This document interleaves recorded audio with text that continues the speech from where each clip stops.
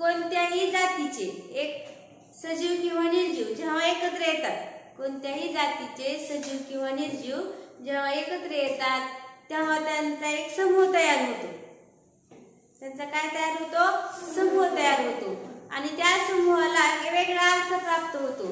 आणि मग तो त्या समूहाला आपण काहीतरी बोललं पाहिजे ना, काहीतरी संबोधलं पाहिजे. त्या समूहाला एक वेगळा अर्थ प्राप्त होण्यासाठी, वेगळा अर्थ येण्यासाठी आपण जो शब्द वापरतो त्या शब्दाला म्हणायचा समूहदर्शक शब्द. समजलं? ज्यावेळेस एकाच जातीचे अनेक जण एकत्र येतात, मग ते सजीव असतील निर्जीव असतील, आणि ते एकत्र आले की त्यांचा समूह तयार होतो. आणि त्या समूहाला काहीतरी आपण संबोधलं पाहिजे, त्याला काहीतरी नाव दिलं पाहिजे. त्याच्यासाठी हे समूहदर्शक शब्द आहे. समजलं काय? बघा, मग समूहदर्शक शब्द त्या झाडांची राई, काय म्हणायचं त्याला? राई. नंतर आहे करवंदाची. करवंदाची काय असते? जाळी. करवंदाची जाळी. हे तुम्ही शब्द ऐकलेले आहेत, पण त्याला समूहदर्शक शब्द म्हणतात हे माहित नाही तुम्हाला. बघा, किल्ल्यांचा एक जर किल्ली असेल, किल्ली म्हणजे चावी, एक किल्ली असेल तर आपण किल्लीच म्हणतो. आपल्या शाळेमध्ये किल्ल्यांचा एवढं आहे की नाही? अनेक किल्ले एकत्र आहेत बघा, पाहिले कुणी? ऑफिसमध्ये, कपाटामध्ये, आणि सगळ्या किल्ले एकत्र ठेवल्यात. त्याला काय म्हणायचं? जुडगा. किल्ल्यांचा जुडगा. किल्ल्यांचा जुडगा. नंतर आहे केसांची. केसांची काय आहे? बट किंवा जड. हा एक केस आहे, हा एक काय आहे? केस आहे. आणि ही केसांची बट झाली. कळलं का? नंतर आहे खेळाडूंचा. एक जर खेळाडू असेल खेळामध्ये तर तो खेळाडू झाला.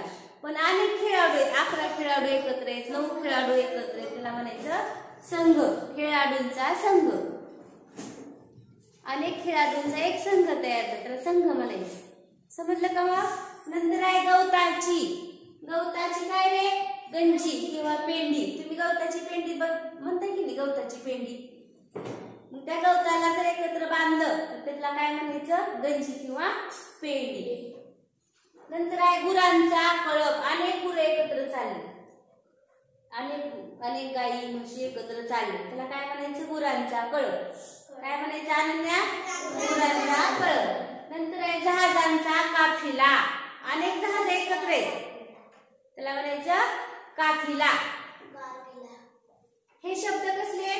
समूहदर्शक.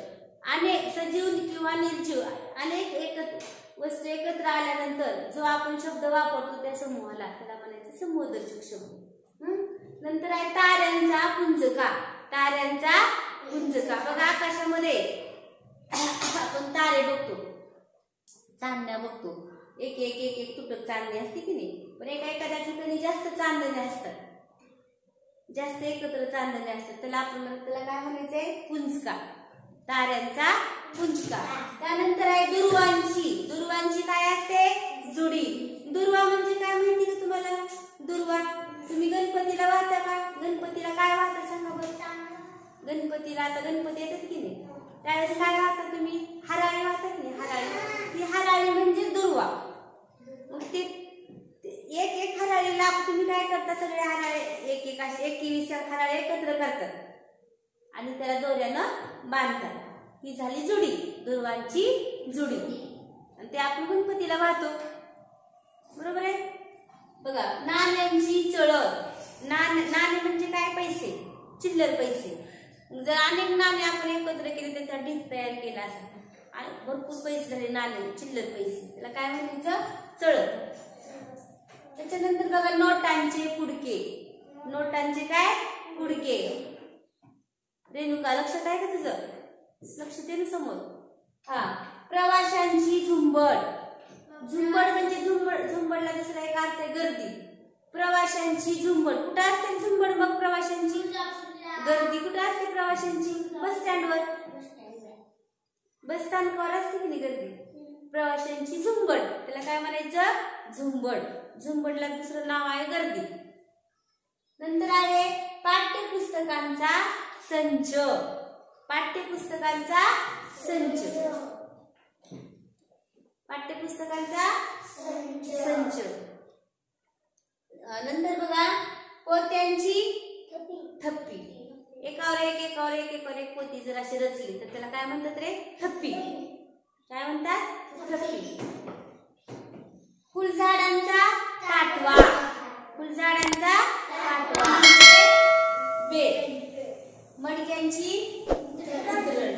मला सांगितले बरं का, मडक्याची उतरण म्हणजे आपल्या आता प्रत्येकाच्या घरात स्टीलचे डबे आहेत. त्या डब्यामध्ये आपण काय करतो, उन्हाळी जे काम केलेलं आहे, कुरवड्या, पापड्या म्हणा, चिप्स म्हणा, असं जे उन्हाळी काम आहे ते कुठे ठेवतो आपण? डब्यामध्ये ठेवतो. किंवा डाळी कुठे ठेवतो? डब्यात. तुमच्या आजीला घरी जाऊन विचारा, आजीला पणजी असेल तर त्यांच्या काळात डबेच नव्हते. मी सुद्धा लहान असताना आमच्या आजीच्या घरी उतरंड असायची, मावशीच्या घरी उतरंड असायची. अशी उतरण कशी पण अशी मोठी इथपर्यंत असायची, इथून एवढी अशी लांब असायची. म्हणजे एवढे डेरे खाली, त्या डेऱ्यावर पुन्हा छोटे असे डेरे. खाली सगळ्यात कसा डेरा पाहिजे?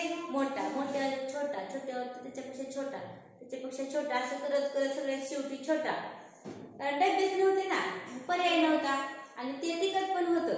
आताच्या डब्यामध्ये सगळं खराब होतं. त्या काळात उतरणीमध्ये ठेवलेलं, मडक्यामध्ये ठेवलेलं टिकत होतं सामान, खराब होत नव्हतं लवकर. पुन्हा धान्याचे बघा, धान्य भरण्यासाठी आता काय आहे ते धान्याच्या कोटे आहेत ना तुमच्या घरी? गहू ज्वारी भरायला कोटे आहेत की नाही? त्या काळात कसे भरत होते धान्य? सांगा बरं, तुमच्या घरी आहे का? सांगा. एका कणगी असायच्या एवढ्या मोठ्या लोट, अशा मोठ्या. पण त्या कणगीमध्ये किती पण धान्य बसायचं.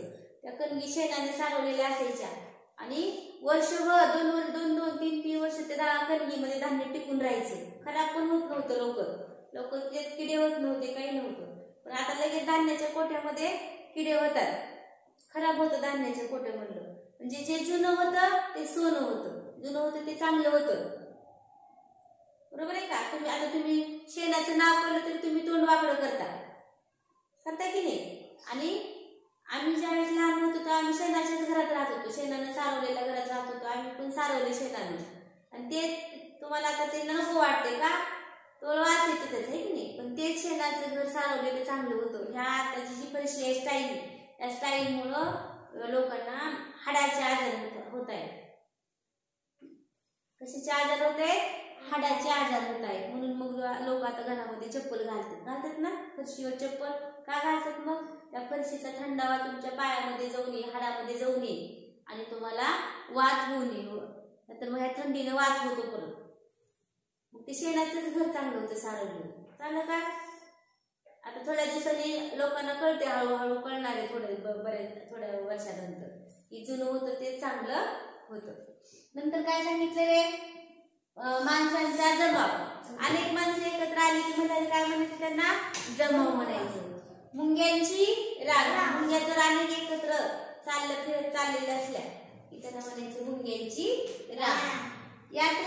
अनेक यात्रेकरू एकत्र आले की त्याला काय म्हणायचं रे? जत्रा. वस्तूंच्या समूहाला काय नाव आहे? संच.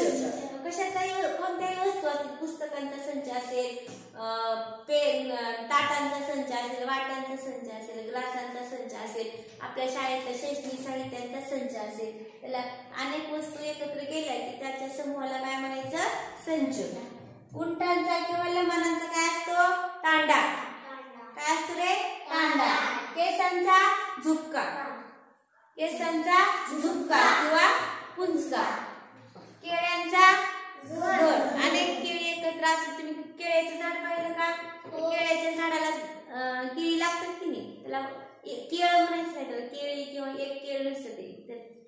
अनेक केळी आहेत त्याच्या समूहाला घड म्हणायचं. केळ्यांचा घड. तसं द्राक्षांचा पण घडच आहे. तुम्ही द्राक्षाची बाग पाहिली का? द्राक्षाच्या बागेला घड असं लोंबत असतो बघा. लोंबतं की नाही? त्याला घड किंवा घोस म्हणायचं. घड किंवा घोस. आणि गवताचा भारा. गवत आपण एकत्र करून बांधलं की त्याला म्हणतो गवताचा भारा. किंवा गवताची, तर मागं सांगितलं होतं, गवताची पेंडी. चोरांची टोळी. एक चोर असेल तर चोर म्हणतो. चोरांची किंवा दरोडेखोरांची. अनेक चोर एकत्र आले आणि ते एक चोरी करायला लागले. अनेक चोर किंवा अनेक दरोडेखोर, त्यांना म्हणायचं टोळी. समजलं? धान्यांची रास. नारळांचा ढीग. नारळांचा ढीग. पक्ष्यांचा थवा. हे तर पाहिले आपण. पक्षी अनेक पक्षी जर एकत्र चालले, आता सकाळी आपली शाळा भरताना जातात, पुन्हा सुटताना संध्याकाळी परत जातात, मग त्या अनेक पक्ष्यांना आपण आकाशामध्ये एकत्र बघतो, त्यावेळेस त्याला काय म्हणतो रे? थवा म्हणतो ना, पक्ष्यांचा थवा. नंतर आहे पालेभाज्यांची जुडी किंवा गड्डी. सगळ्यांनी छान लिहून घेतलंय. उद्या येताना हे शब्द तुम्ही काय करायचे? पाठ करून यायचे.